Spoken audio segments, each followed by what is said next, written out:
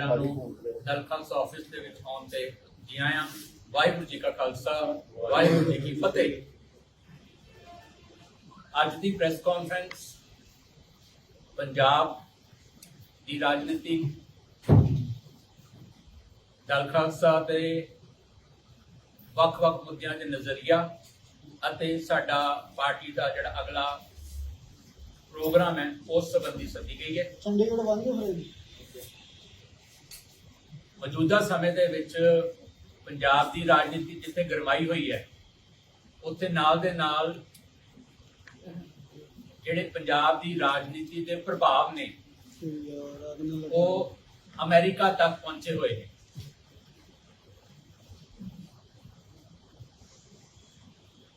America ਦੇ ਵਿੱਚ ਭਾਰਤ ਦੇ ਪ੍ਰਧਾਨ ਮੰਤਰੀ ਸ਼੍ਰੀ ਨਰਿੰਦਰ ਮੋਦੀ ਅੱਜ 3 ਦਿਨ ਦੀ ਯਾਤਰਾ ਤੇ ਜਾ ਰਹੇ ਨੇ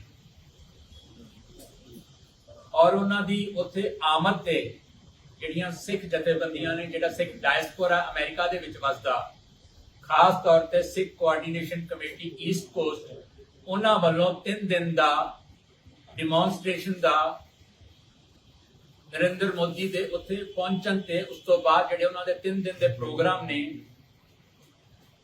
ਉਹਨਾਂ ਨੂੰ ਮੁੱਖ ਰੱਖ ਕੇ ਰੋਸ ਪ੍ਰਦਰਸ਼ਨ ਦਾ ਐਲਾਨ ਕੀਤਾ ਹੋਇਆ ਹੈ। ਰੋਸ ਪ੍ਰਦਰਸ਼ਨ ਦਾ ਜਿਹੜਾ ਪ੍ਰਮੁੱਖ ਕਾਰਨ ਹੈ ਉਹ ਜਿੱਥੇ ਪੰਜਾਬ ਦੇ ਵਿੱਚ ਕਾਲੇ ਕਾਨੂੰਨਾਂ ਤਹਿਤ ਸਿੱਖ ਨੌਜਵਾਨਾਂ ਦੀ ਨਜ਼ਰਬੰਦੀਆਂ ਤੇ ਲੰਮੇ ਸਮੇਂ ਤੋਂ ਬੰਦੀ ਸਿੰਘਾਂ ਦੀ ਰਿਹਾਈ ਨਾ ਕਰਨ ਦੇ ਨਾਲ ਨਾਲ ਜਿਹੜਾ ਵਿਦੇਸ਼ਾਂ ਦੇ ਵਿੱਚ ਗੈਰ ਨਿਆਇਕ ਤਰੀਕੇ ਦੇ ਨਾਲ ਖਾਲਿਸਤਾਨੀ ਸਮਰਥਕਾਂ ਦੇ ਕਤਲ ਕੀਤੇ ਗਏ ਨੇ ਪਿਛਲੇ 1 ਸਾਲ ਦੇ ਵਿੱਚ, ਉਹ ਪ੍ਰਮੁੱਖ ਏਜੰਡੇ ਤੇ ਹੈ। ਤੁਹਾਨੂੰ ਦੱਸ ਦਈਏ ਕਿ ਕੱਲ ਜਿਹੜਾ ਬੀਤਾ ਕੱਲ ਹੈ, ਯੂਐਸ ਆਫੀਸ਼ੀਅਲਸ ਨੇ ਅਮਰੀਕਾ ਦੇ ਸਿੱਖ ਪ੍ਰਤੀਨਿਧਾਂ ਦੇ ਨਾਲ ਇੱਕ ਸਪੈਸ਼ਲ ਮੀਟਿੰਗ ਕੀਤੀ ਹੈ। 94 ਸਿੱਖ ਪ੍ਰਤੀਨਿਧ ਜਿਹੜੇ ਸਿੱਖ ਰੈਪਰੈਜ਼ੈਂਟੇਟਿਵਸ ਨੇ ਜਥੇਬੰਦੀਆਂ ਦੇ, ਉਹਨਾਂ ਨੂੰ ਬੁਲਾ ਕੇ ਯੂਐਸ ਆਫੀਸ਼ੀਅਲਸ ਨੇ ਉਹਨਾਂ ਨੂੰ ਬਰੀਫ ਕੀਤਾ ਔਰ ਉਹਨਾਂ ਕੋਲੋਂ ਫੀਡਬੈਕ ਵੀ ਲਈ ਹੈ। ਔਰ ਯੂਐਸ ਆਫੀਸ਼ੀਅਲਸ ਨੇ ਜਿਹੜੀ ਡੈਲੀਗੇਸ਼ਨ ਨੂੰ ਮਿਲਿਆ ਉਹਦੇ ਵਿੱਚ ਡਾਕਟਰ ਪ੍ਰਿਤਪਾਲ ਸ਼ਾਮਲ ਸੀ, ਜਿਨ੍ਹਾਂ ਨੇ ਖੁਦ ਦੱਸਿਆ ਕਿ ਸਾਨੂੰ ਯੂਐਸ ਆਫੀਸ਼ੀਅਲਸ ਨੇ ਯਕੀਨ ਦਿਵਾਇਆ ਕਿ ਜਦੋਂ mister Biden US president mister Modi ਨੂੰ ਮਿਲਣਗੇ ਤੇ ਜਿਹੜੀ ਟ੍ਰਾਂਸਨੈਸ਼ਨਲ ਰਿਪਰੈਸ਼ਨ ਦਾ ਮੁੱਦਾ ਜਿਹੜਾ ਵਿਦੇਸ਼ਾਂ ਦੇ ਵਿੱਚ ਭਾਰਤ ਏਜੰਸੀਆਂ ਹਾਇਰ ਕਰਕੇ ਸਿੱਖਾਂ ਨੂੰ ਕਤਲ ਕਰਵਾ ਰਹੀ ਹੈ, ਉਹ ਮੁੱਦਾ ਅਸੀਂ ਇੰਡੀਅਨ ਪ੍ਰਾਈਮ ਮਿਨਿਸਟਰ ਦੇ ਨਾਲ ਯੂਐਸ ਪ੍ਰੈਜ਼ੀਡੈਂਟ ਉਠਾਉਣਗੇ। ਸੋ ਇਹ ਇੱਕ ਸਿੱਖ ਡਿਪਲੋਮੈਸੀ ਦੀ, ਸਿੱਖ ਐਕਟਿਵਿਜ਼ਮ ਦੀ ਇੱਕ ਸਕਸੈਸ ਹੈ ਕਿ ਅੱਜ ਯੂਐਸ ਆਫੀਸ਼ੀਅਲਸ ਵੀ ਸਾਡੇ ਜਿਹੜੇ ਸਾਡੇ ਕਤਲ ਹੋ ਰਹੇ ਨੇ ਸਾਡੇ ਨਾਇਕਾਂ ਦੇ, ਉਹਨਾਂ ਦਾ ਮਸਲਾ ਯੂਐਸ ਪ੍ਰਾਈਮ ਮਿਨਿਸਟਰ ਦੇ ਨਾਲ ਉਠਾਉਣਗੇ। ਦੂਸਰੀ ਗੱਲ ਹੈ ਕਿ ਕੁਝ ਦਿਨ ਪਹਿਲਾਂ ਹੀ ਯੂਐਸ ਦੀ ਇੱਕ ਕੋਰਟ ਨੇ ਇੰਡੀਅਨ ਜਿਹੜੇ ਦਾਗੀ ਅਧਿਕਾਰੀ ਸੀ ਉਹਨਾਂ ਨੂੰ ਸੰਮਨ ਭੇਜਿਆ। ਬੇਸ਼ੱਕ ਇਹ ਸੰਮਨ ਗੁਰਪਤਵੰਤ ਸਿੰਘ ਪੰਨੂ ਦੀ ਇੱਕ ਪਟੀਸ਼ਨ ਤੇ ਭੇਜਿਆ ਗਿਆ। ਇਹਦਾ ਅੱਗੇ ਜਾ ਕੇ ਇਹਦਾ ਆਊਟਕਮ ਕੀ ਨਿਕਲਦਾ ਹੈ, ਹਾਲੇ ਉਹ ਕਹਿਣਾ ਜਲਦਬਾਜ਼ੀ ਹੋਏਗੀ। ਇਹ ਐਂਡ ਕਿੱਥੇ ਹੁੰਦਾ ਹੈ ਅਜੇ ਅਸੀਂ ਕੁਝ ਨਹੀਂ ਕਹਿ ਸਕਦੇ। ਬਟ ਇੰਡੀਅਨ ਆਫੀਸ਼ੀਅਲਸ, ਖਾਸ ਤੌਰ ਤੇ ਐਨਐਸਏ ਜਿਹੜਾ ਆਲ ਪਾਵਰਫੁਲ ਇੰਡੀਆ ਦੇ ਵਿੱਚ, Ajit Doval is all powerful, next to Modi and Shah Ajit Doval ਦਾ ਇੰਡੀਅਨ ਪੋਲਿਟਿਕਸ ਦੇ ਵਿੱਚ ਨਾਂ ਆਉਂਦਾ ਹੈ। ਉਸ ਨੂੰ ਅਮਰੀਕਨ ਕੋਰਟ ਵੱਲੋਂ ਸੰਮਨ ਆਣਾ, ਇਟ ਇਜ਼ ਇਨਫ ਕਿ ਇੰਡੀਆ ਦੀ ਜਿਹੜੀ ਹਿੱਟ ਐਂਡ ਟ੍ਰਾਇਲ ਪਾਲਿਸੀ ਹੈ, ਜਿਹੜੀ ਸਿੱਖਾਂ ਨੂੰ ਕਤਲ ਕਰਨ ਦੀ ਪਾਲਿਸੀ ਹੈ, ਉਹ ਇੰਟਰਨੈਸ਼ਨਲ ਫੋਰਮ ਤੇ ਐਕਸਪੋਜ਼ ਹੁੰਦੀ ਜਾ ਰਹੀ ਹੈ ਦਿਨ ਬੇ ਦਿਨ। ਕੋਰਟ ਵੱਲੋਂ ਸੰਮਨ ਆਣਾ, ਫਾਰਮਰ ਰॉ ਆਫੀਸ਼ੀਅਲ ਨੂੰ ਸੰਮਨ ਆਣਾ, ਜਿਹੜਾ ਦੂਸਰਾ ਯਾਦਵ ਸੀ ਉਹਨੂੰ ਸੰਮਨ ਆਣਾ, ਔਰ ਇੱਕ ਤਾਂ ਉਹਨਾਂ ਨੇ ਨਿਖਿਲ ਗੁਪਤਾ ਅਮਰੀਕਨਸ ਨੇ ਆਪਣੀ ਕਸਟਡੀ ਦੇ ਵਿੱਚ ਰੱਖਿਆ ਹੋਇਆ ਗਵਾਹ ਬਣਾ ਕੇ। ਸੋ ਇਹ ਸਾਰੇ ਜਿਹੜੇ ਡਿਵੈਲਪਮੈਂਟਸ ਨੇ ਇਹ ਦੱਸ ਰਹੇ ਨੇ ਕਿ ਇੰਡੀਅਨ ਡਿਪਲੋਮੈਸੀ ਟੋਟਲੀ ਫੇਲ ਹੋ ਗਈ। ਔਰ ਜਿਹੜੇ ਸਿੱਖ ਡਿਮੋਨਸਟ੍ਰੇਸ਼ਨ ਕਰਨ ਜਾ ਰਹੇ ਨੇ ਯੂਨਾਈਟਿਡ ਨੇਸ਼ਨਸ ਦੇ ਦਰਾਂ ਮੋਰੇ, ਜਿੱਥੇ 23 ਤਰੀਕ ਨੂੰ ਮਿਸਟਰ ਨਰਿੰਦਰ ਮੋਦੀ ਨੇ ਆਪਣਾ ਭਾਸ਼ਣ ਦੇਣਾ, ਐਡਰੈਸ ਕਰਨਾ ਹੈ,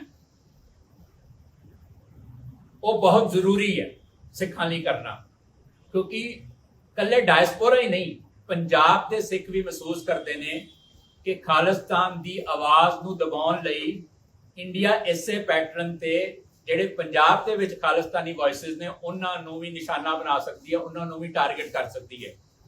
ਸੋ ਇੰਡੀਆ ਨੂੰ, ਇੰਡੀਅਨ ਇਸ ਡਿਜ਼ਾਈਨ ਨੂੰ ਐਕਸਪੋਜ਼ ਕਰਨਾ ਨੈਸ਼ਨਲ ਤੇ ਇੰਟਰਨੈਸ਼ਨਲ ਲੈਵਲ ਤੇ ਬਹੁਤ ਜ਼ਰੂਰੀ ਹੋ ਗਿਆ। ਸੋ ਅਸੀਂ ਉਹ ਜਿਹੜੀਆਂ ਸਿੱਖ ਜਥੇਬੰਦੀਆਂ ਬਾਹਰ ਡਿਮੋਨਸਟ੍ਰੇਸ਼ਨ ਕਰ ਰਹੀਆਂ ਨੇ ਔਰ ਇਸ ਗੱਲ ਨੂੰ ਹਾਈਲਾਈਟ ਕਰ ਰਹੀਆਂ ਨੇ, ਇੰਟਰਨੈਸ਼ਨਲ ਕਮਿਊਨਿਟੀ ਦੇ ਸਾਹਮਣੇ ਗੱਲ ਰੱਖ ਰਹੀਆਂ ਨੇ, ਜਿਹੜੀ ਡਿਪਰੈਸ਼ਨ ਸਾਡੇ ਤੇ ਹੋ ਰਹੀ ਹੈ, ਜੋ ਸਾਡੀ ਇੱਥੇ ਜੋ ਸਾਡੇ ਹਾਲਾਤ ਨੇ, ਅਸੀਂ ਉਹਨਾਂ ਦੀ ਸਪੋਰਟ ਕਰਦੇ ਹਾਂ।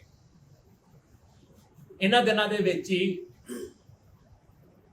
ਜਿਹੜੇ ਕਾਂਗਰਸ ਦੇ ਸੀਨੀਅਰ ਆਗੂ ਨੇ ਰਾਹੁਲ ਗਾਂਧੀ, ਉਹ ਵੀ ਅਮਰੀਕਾ ਪਹੁੰਚੇ ਹੋਏ।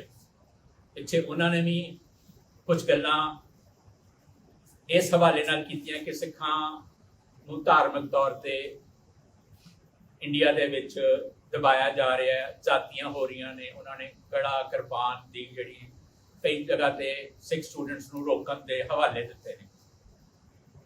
ਕੰਟੈਂਟ ਉਹਨਾਂ ਦਾ ਠੀਕ ਹੈ, ਤੱਤ ਠੀਕ ਨੇ, ਬਟ ਸਾਡੇ ਲਈ ਸਵਾਲ ਹੈ ਕਿ ਬੋਲ ਕੌਣ ਰਿਹਾ? ਬੋਲ ਰਿਹਾ ਰਾਹੁਲ ਗਾਂਧੀ, ਬੋਲ ਰਿਹਾ ਉਸ ਪਰਿਵਾਰ ਦਾ ਵਾਰਿਸ ਜਿਹਦੀ ਦਾਦੀ ਨੇ, ਪਿਓ ਨੇ ਤੇ ਜਿਹਦੀ ਮਾਂ ਦੀ ਸਰਕਾਰ ਨੇ ਇਹ ਤੇ ਇਹੋ ਜਿਹੇ ਹੋਰ ਬਹੁਤ ਕੁਝ ਅਨਿਆਏ ਅਤਿਆਚਾਰ ਸਿੱਖਾਂ ਦੇ ਉੱਤੇ ਕੀਤੇ। ਠੀਕ ਹੈ, ਅੱਜ ਜੋ ਕਹਿ ਰਿਹਾ ਉਹ ਮੋਦੀ ਨੂੰ ਸ਼ੀਸ਼ਾ ਦਿਖਾਉਣ ਲਈ ਕਹਿ ਰਿਹਾ, ਆਪਣੇ ਵਿਰੋਧੀ ਨੂੰ ਸ਼ੀਸ਼ਾ ਦਿਖਾਉਣ ਲਈ ਕਹਿ ਰਿਹਾ, ਬਟ ਇਸ ਤੋਂ ਕਿਤੇ ਵੱਧ ਤਾਂ ਉਹਦੇ ਆਪਣੀ ਫੈਮਿਲੀਜ਼ ਦੀਆਂ ਜਿਹੜੀਆਂ ਗਵਰਨਮੈਂਟਸ ਬਣੀਆਂ ਨੇ ਇੰਡੀਆ ਦੇ ਵਿੱਚ, ਉਹਨਾਂ ਨੇ ਕੀਤੇ ਨੇ। ਸੋ ਸਾਡੇ ਲਈ ਕਾਂਗਰਸ ਤੇ ਬੀਜੇਪੀ 'ਚ ਕੋਈ ਫਰਕ ਨਹੀਂ, ਗਾਂਧੀ ਤੇ ਮੋਦੀ ਵਿੱਚ ਕੋਈ ਫਰਕ ਨਹੀਂ। ਇਹ ਸਾਰੇ ਹਿੰਦੁਤਵਾ brand of politics the representation ਕਰਦੇ ਨੇ। ਸਾਨੂੰ, ਸਾਡੇ ਕੁਝ ਸਿੱਖ ਭਰਾਵਾਂ ਨੂੰ ਅੱਛਾ ਲੱਗਾ ਕਿ ਇੱਕ ਬਹੁਤ ਵੱਡਾ ਸਿਆਸਤਦਾਨ ਬੋਲ ਰਿਹਾ, ਬਹੁਤ ਵੱਡਾ ਬੋਲ ਜ਼ਰੂਰ ਰਿਹਾ, ਬਟ ਉਹਦੀਆਂ ਇੰਟੈਂਸ਼ਨਸ ਦੇਖੋ ਕਿ ਉਹ ਕਿਉਂ ਬੋਲ ਰਿਹਾ। ਉਹ ਸਾਡੀ ਫੇਵਰ ਨਹੀਂ ਕਰ ਰਿਹਾ, ਉਹ ਆਪਣੇ ਪੋਲੀਟੀਕਲ ਓਪੋਨੈਂਟਸ ਨੂੰ ਚਿੱਤ ਕਰਨ ਲਈ ਬੋਲ ਰਿਹਾ, ਬਟ ਸਾਡੇ ਲਈ ਤਾਂ ਉਹ ਸਾਰੇ ਇੱਕੋ ਜਿਹੇ ਨੇ। ਇਹਨਾਂ ਨੇ ਵੀ ਉਹੀ ਕੁਝ ਕੀਤਾ ਜੋ ਅੱਜ ਮੋਦੀ ਕਰ ਰਿਹਾ। ਜਿਸ ਕੋਲ ਦਿੱਲੀ ਦੀ ਸੱਤਾ ਆਈ ਹੈ, ਉਹਨੇ ਸਾਡੇ ਨਾਲ ਇਸੇ ਤਰ੍ਹਾਂ ਹੀ ਕੀਤਾ ਜੋ ਅੱਜ ਦੇ ਸੱਤਾਧਾਰੀ ਕਰ ਰਹੇ। ਸੋ ਮੈਂ ਸਮਝਦਾ ਕਿ ਇਦਾਂ ਦੀ ਜਿਹੜੀ ਪੋਲਿਟਿਕਸ ਹੈ, ਜਿਸ ਤਰ੍ਹਾਂ ਦੀ ਉਹ ਕਰ ਰਿਹਾ, ਸਾਨੂੰ ਇਗਨੋਰ ਕਰਨਾ ਚਾਹੀਦਾ ਇਹਨਾਂ ਦੇ ਬਿਆਨਾਂ ਨੂੰ, ਔਰ ਸਮਝਣਾ ਚਾਹੀਦਾ ਕਿ ਇਹਨਾਂ ਦੀ ਇੰਟੈਂਸ਼ਨ ਸਾਡੇ ਫੇਵਰ ਵਾਲੀਆਂ ਨਹੀਂ ਹਨ। ਇੰਡੀਆ ਦੇ ਵਿੱਚ ਬੀਜੇਪੀ ਕੋਲ ਇੱਕ ਨਵੀਂ ਜਿਹੜੇ ਉਹਨਾਂ ਦੇ ਐਮਪੀ ਬਣੀ ਹੈ ਲੇਡੀ ਕੰਗਨਾ ਰਣੌਤ, ਉਹ ਬਾਰ-ਬਾਰ ਕਦੀ ਫਿਲਮ ਦੇ ਹਵਾਲੇ ਨਾਲ, ਕਦੀ ਕਿਸਾਨਾਂ ਦੇ ਅੰਦੋਲਨ ਦੇ ਹਵਾਲੇ ਨਾਲ ਬਾਰ-ਬਾਰ ਬੜੇ ਡੈਰੋਗੇਟਰੀ ਰਿਮਾਰਕਸ ਦੇ ਰਹੀ ਹੈ, ਅਪਮਾਨਜਨਕ ਟਿੱਪਣੀਆਂ ਕਰ ਰਹੀ ਹੈ। ਇਸ ਵਾਰ ਉਹਨਾਂ ਨੇ ਕਿਸੇ ਨੂੰ ਇੰਟਰਵਿਊ ਦਿੰਦੇ ਹੋਏ ਜਰਨੈਲ ਸਿੰਘ ਭਿੰਡਰਾਂਵਾਲਿਆਂ ਦੇ ਉੱਤੇ ਬੜਾ ਅਪਮਾਨਜਨਕ ਵਿਅੰਗ ਕੀਤਾ ਹੈ। ਉਹਨੂੰ ਪ੍ਰੋਬਲਮ ਹੈ ਕਿ ਸੰਤ ਦੇ ਹੱਥ ਵਿੱਚ AK-47 ਕਿਵੇਂ ਆ ਸਕਦੀ ਹੈ ਜਾਂ ਕਿਵੇਂ ਫੱਬਦੀ ਹੈ। ਅਸੀਂ ਉਹਦੀ ਗੱਲ ਦਾ ਜਵਾਬ ਦਿੰਦੇ ਹੋਏ ਪੂਰੇ ਇੰਡੀਅਨ ਸਮਾਜ ਨੂੰ ਤੇ ਇੰਡੀਅਨ ਪੋਲੀਟੀਸ਼ੀਅਨਸ ਨੂੰ ਦੱਸਣਾ ਚਾਹੁੰਦੇ ਹਾਂ ਕਿ ਬਾਬਾ ਜਰਨੈਲ ਸਿੰਘ ਭਿੰਡਰਾਂਵਾਲੇ ਕੇਵਲ ਸੰਤ ਨਹੀਂ ਸੀ, ਉਹ ਸੰਤ ਸਿਪਾਹੀ ਸੀਗੇ। He was a true saint soldier। ਤੇ ਵੈਸੇ ਵੀ ਹਰ ਧਰਮ ਦੇ ਪੈਗੰਬਰਾਂ ਨੇ ਸ਼ਸਤਰ ਰੱਖਣ ਦੀ ਇਜਾਜ਼ਤ ਦਿੱਤੀ ਹੋਈ ਹੈ ਔਰ ਖੁਦ ਵੀ ਰੱਖਦੇ ਰਹੇ ਨੇ, ਔਰ ਉਹਨਾਂ ਨੇ ਆਪਣੇ ਟਰੂ ਡਿਸਪਲਿਨ ਨੂੰ, ਆਪਣੇ ਫਾਲੋਅਰਸ ਨੂੰ ਸ਼ਸਤਰ ਰੱਖਣ ਦੀ ਇਜਾਜ਼ਤ ਦਿੱਤੀ ਹੈ। ਔਰ ਕੱਲੀ ਇਜਾਜ਼ਤ ਨਹੀਂ ਦਿੱਤੀ, ਜ਼ਾਲਮ ਦਾ ਨਾਸ਼ ਕਰਨ, ਮਜ਼ਲੂਮ ਦੀ ਰੱਖਿਆ ਕਰਨ ਤੇ ਸੈਲਫ ਡਿਫੈਂਸ ਦੀ ਇਜਾਜ਼ਤ ਵੀ ਦਿੱਤੀ ਹੋਈ ਹੈ। ਸੋ ਬਾਰ-ਬਾਰ ਇਦਾਂ ਦੀਆਂ ਗੱਲਾਂ ਕਰਕੇ ਇਹ ਲੇਡੀ ਆਪਣੇ ਲਈ ਪ੍ਰੋਬਲਮ ਪਾ ਰਹੀ ਹੈ, ਸਾਡੇ ਲਈ ਕੋਈ ਪ੍ਰੋਬਲਮ ਨਹੀਂ ਪਾ ਰਹੀ। ਸਾਨੂੰ ਪ੍ਰਵੋਕ ਜ਼ਰੂਰ ਕਰ ਰਹੀ ਹੈ, ਸਾਨੂੰ ਉਤੇਜਿਤ ਕਰ ਰਹੀ ਹੈ, ਭੜਕਾ ਰਹੀ ਹੈ, ਪਰ ਪ੍ਰੋਬਲਮ ਉਹ ਆਪਣੇ ਲਈ ਪਾ ਰਹੀ ਹੈ। ਔਰ ਸਾਨੂੰ ਸਮਝ ਨਹੀਂ ਆਉਂਦੀ ਕਿ ਬੀਜੇਪੀ ਕੋਲ ਕੋਈ ਮਰਦ ਨਹੀਂ ਹੈਗਾ ਸਿੱਖਾਂ ਨਾਲ ਪੰਗਾ ਲੈਣ ਲਈ, ਉਹਨੇ ਇੱਕ ਲੇਡੀ ਅੱਗੇ ਕੀਤੀ ਹੋਈ ਹੈ। ਔਰ ਜੇ ਕਿਸੇ ਜਜ਼ਬਾਤੀ ਤੇ ਗੁੱਸੇ ਵਿੱਚ ਆਏ ਹੋਏ ਸਿੱਖ ਨੇ ਕੋਈ ਵੀ ਕਦਮ ਇਸ ਲੇਡੀ ਦੇ ਖਿਲਾਫ ਚੁੱਕ ਲਿਆ, ਬੋਲਾਂ ਰਾਹੀਂ ਜਾਂ ਅਦਰਵਾਈਜ਼, ਤਾਂ ਫਿਰ ਪੂਰੇ ਹਿੰਦੁਸਤਾਨ ਦੇ ਵਿੱਚ ਇੱਕ ਵਾਵੇਲਾ ਉੱਠੇਗਾ, ਇੱਕ ਤੂਫਾਨ ਉੱਠੇਗਾ, ਜਿਹਦੇ ਵਿੱਚ ਸਿੱਖਾਂ ਨੂੰ ਫਿਰ ਦੁਬਾਰਾ ਦਹਿਸ਼ਤਗਰਦ ਤੇ ਹਿੰਸਕ ਲੋਕ ਵਜੋਂ ਲੇਬਲ ਕੀਤਾ ਜਾਏਗਾ। ਬਟ ਪ੍ਰਾਈਮ ਮਿਨਿਸਟਰ ਤੇ ਹੋਮ ਮਿਨਿਸਟਰ ਉਹ ਟੋਟਲੀ ਖਾਮੋਸ਼ ਨੇ ਔਰ ਉਹ ਇਸ ਲੇਡੀ ਦੀ ਜ਼ੁਬਾਨ ਬੰਦ ਨਹੀਂ ਕਰ ਰਹੇ। ਉਹ ਇਸ ਨੂੰ ਹਦਾਇਤ ਨਹੀਂ ਕਰ ਰਹੇ ਕਿ she should shut her mouth, ਔਰ ਉਹ ਹਾਲਾਤ ਪੈਦਾ ਕਰ ਰਹੇ ਨੇ ਕਿ ਸਿੱਖ ਉਤੇਜਿਤ ਹੋਣ, ਪ੍ਰਵੋਕ ਹੋਣ ਤੇ ਫਿਰ ਉਹ ਕੋਈ ਐਕਟ ਕਰਨ ਤੇ ਫਿਰ ਸਿੱਖਾਂ ਨੂੰ ਲੇਬਲ ਕੀਤਾ ਜਾਵੇ ਕਿ ਇਹ ਵਾਇਲੈਂਟ ਨੇ, ਇਹ ਦਹਿਸ਼ਤਗਰਦ ਨੇ। ਸੋ ਪ੍ਰਾਈਮ ਮਿਨਿਸਟਰ ਤੇ ਹੋਮ ਮਿਨਿਸਟਰ ਪੂਰੇ ਤਰੀਕੇ ਨਾਲ ਰਿਸਪੌਂਸਿਬਲ ਹੋਣਗੇ ਅਗਰ ਕਿਸੇ ਸਿੱਖ ਨੇ ਕੋਈ ਵੀ ਕਿਸੇ ਵੀ ਤਰੀਕੇ ਦੇ ਨਾਲ ਹਾਰਡ ਰਿਸਪੌਂਡ ਕੀਤਾ। ਇੱਕ ਬ੍ਰਾਂਡ ਤਾਂ ਇਹ ਹੈ ਬੀਜੇਪੀ ਕੋਲ, ਦੂਜਾ ਬ੍ਰਾਂਡ ਹੈ ਰਵਨੀਤ ਬਿੱਟੂ ਵਰਗੇ। ਉਹਨਾਂ ਨੂੰ ਅਚਨਚੇਤ ਸਿੱਖਾਂ ਪ੍ਰਤੀ ਹੇਤ ਜਾਗ ਗਿਆ। ਹੁਣ ਉਹ ਕਹਿ ਰਹੇ ਨੇ ਕਿ ਦਰਬਾਰ ਸਾਹਿਬ ਤੇ ਹਮਲਾ ਗਲਤ ਸੀ, ਮੈਂ ਇੱਕ ਸਿੱਖ ਵਜੋਂ ਰਾਹੁਲ ਗਾਂਧੀ ਨੂੰ ਟੈਰਰਿਸਟ ਪੇਂਟ ਕਰ ਰਿਹਾ ਜਾਂ ਰਾਹੁਲ ਗਾਂਧੀ ਦੇ ਖਿਲਾਫ ਬੋਲ ਰਿਹਾ। ਸਾਰੀ ਉਮਰ ਉਹਦਾ ਪਰਿਵਾਰ ਕਾਂਗਰਸੀ ਲੀਡਰ ਤੇ ਖਾਸ ਤੌਰ ਤੇ ਗਾਂਧੀ ਫੈਮਿਲੀ ਦੇ ਬੂਟ ਪਾਲਿਸ਼ ਕਰਦੇ ਰਹੇ, ਉਹਨਾਂ ਦੀ ਚਮਚੀ ਕਰਦੇ ਰਹੇ ਨੇ, ਔਰ ਉਸੇ ਕਰਕੇ ਇਹਦੇ ਦਾਦੇ ਨੂੰ ਚੀਫ ਮਿਨਿਸਟਰਸ਼ਿਪ ਮਿਲੀ ਸੀ। ਤੇ ਜਦੋਂ ਉਹਦੇ ਜ਼ੁਲਮਾਂ ਦੀ ਅੱਤ ਹੋ ਗਈ ਤੇ ਜਦੋਂ ਸਿੰਘਾਂ ਨੇ ਉਹਨੂੰ ਪਨਿਸ਼ ਕੀਤਾ ਤੇ ਫਿਰ ਉਹ ਗਾਂਧੀ ਫੈਮਿਲੀ ਨੇ ਦਾਦੇ ਵਾਲੀ ਜਿਹੜੀ ਫੇਵਰ ਸੀ ਉਹ ਪੋਤਰੇ ਨੂੰ ਵੀ ਦੇ ਦਿੱਤੀ ਤੇ ਇਹ ਵੀ ਐਮਪੀ ਬਣਦਾ ਰਿਹਾ ਕਾਂਗਰਸ ਦੀ ਟਿਕਟ ਤੇ। ਸਾਰੀ ਜ਼ਿੰਦਗੀ ਇਹਨੇ ਕਾਂਗਰਸ ਦੇ ਕੋਲੋਂ ਫੇਵਰਸ ਲਏ, ਇਹਦੀ ਫੈਮਿਲੀ ਨੇ ਫੇਵਰਸ ਲਏ। ਹੁਣ ਇਹ ਨਵਾਂ ਮੁਸਲਮਾਨ ਬਣ ਗਿਆ। ਸੌਰੀ ਟੂ ਸੇ, ਇਹ ਕਹਾਵਤ ਹੈ, ਮਤਲਬ ਹੁਣ ਤਾਜ਼ਾ ਉਹ ਭੱਜ ਗਿਆ, ਹੁਣ ਉਹਦੇ ਤੇ ਹਿੰਦੂਤਵ ਰੰਗ ਚੜ ਗਿਆ ਤੇ ਹੁਣ ਉਹਨੂੰ ਅਚਨਚੇਤ ਇੱਕਦਮ ਸਿੱਖਾਂ ਦਾ ਹੇਤ ਜਾ ਗਿਆ ਔਰ ਉਹ ਇੱਕ ਅੱਛਾ ਸਿੱਖ ਹੋਣ ਦਾ ਇੱਕ ਟਕਵੰਜ ਕਰ ਰਿਹਾ। ਸੋ ਸਾਡੀ ਪੰਜਾਬ ਦੇ ਲੋਕਾਂ ਨੂੰ ਅਪੀਲ ਹੈ, ਨਾ ਉਹ ਰਾਹੁਲ ਗਾਂਧੀ ਦੀ ਸਟੇਟਮੈਂਟ ਦੇ ਮਗਰ ਜਾਣ, ਨਾ ਉਹ ਰਵਨੀਤ ਵਰਗੇ ਜਿਹੜੇ ਮਤਲਬ ਨਵੇਂ ਮਤਲਬ ਜਿਨ੍ਹਾਂ ਨੇ ਪਾਰਟੀ ਬਦਲੀ ਹੈ ਉਹਨਾਂ ਦੀਆਂ ਸਟੇਟਮੈਂਟਸ ਦੇ ਮਗਰ ਜਾਣ, ਤੇ ਨਾ ਹੀ ਜਿਹੜੀ ਕੰਗਨਾ ਆ ਉਹਦੀਆਂ ਸਟੇਟਮੈਂਟਸ ਤੋਂ ਪ੍ਰਵੋਕ ਹੋਣ। ਕੰਗਨਾ ਪੁੱਛਦੀ ਹੈ ਔਰ ਕਹਿੰਦੀ ਹੈ, ਬੜੇ ਕਲੇਮ ਕਰਦੀ ਹੈ, ਦਾਵਾ ਕਰਦੀ ਹੈ ਕਿ ਕੋਈ ਸਿੱਖ ਸੰਤਾਂ ਨੂੰ ਸੰਤ ਨਹੀਂ ਮੰਨਦਾ। 99% ਦਾ ਉਹਨੇ ਹਵਾਲਾ ਦਿੱਤਾ ਹੈ।